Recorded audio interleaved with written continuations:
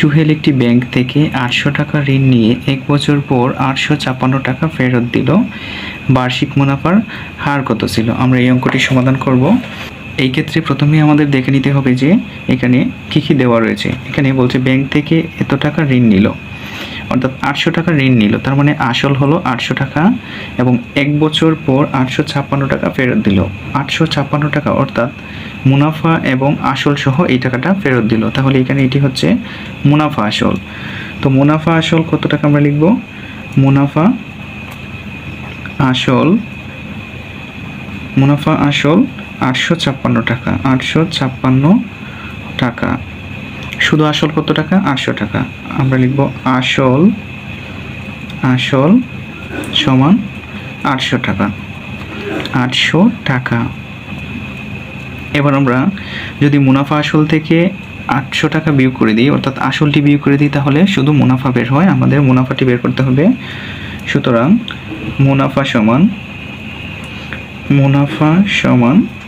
মুনাফা আসল বিয়োগ আসল সমান ৮৫৬ টাকা থেকে যদি ৮০০ টাকা আমরা বিয়োগ দিই, তাহলে হবে শুধু ৫৬ টাকা। মুনাফা হলো শুধু ৫৬ টাকা।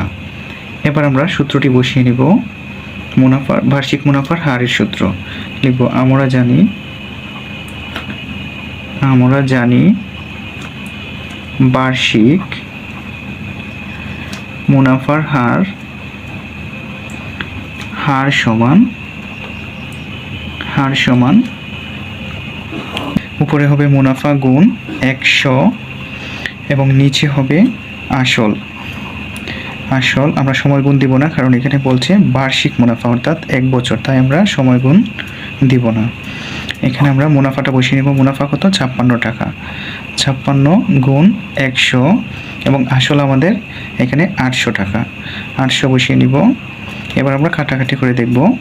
১০০ এবং ৮০০ যদি আমরা কাটাকাটি করি, ১০০ দিয়ে ১০০কে কাটলে ১, ১০০ দিয়ে ৮০০কে কাটলে ৮, ৮ দিয়ে ৫৬কে এখন ভাগ করব। ৮ দিয়ে ৫৬কে কাটলে হবে ৭ বার যাবে, অর্থাৎ ৮ দিয়ে ৮কে ভাগ করলে ১ এবং ৮ দিয়ে ৫৬কে ভাগ করলে ৭। এখন ৭ একে ৭, অর্থাৎ বার্ষিক মুনাফার হার ৭। যেহেতু হার বলছে আমরা পার্সেন্টে দিতে পারি, ৭%। সুতরাং বার্ষিক মুনাফার হার সমান ৭%। উত্তর হবে ৭%। উত্তর ৭%।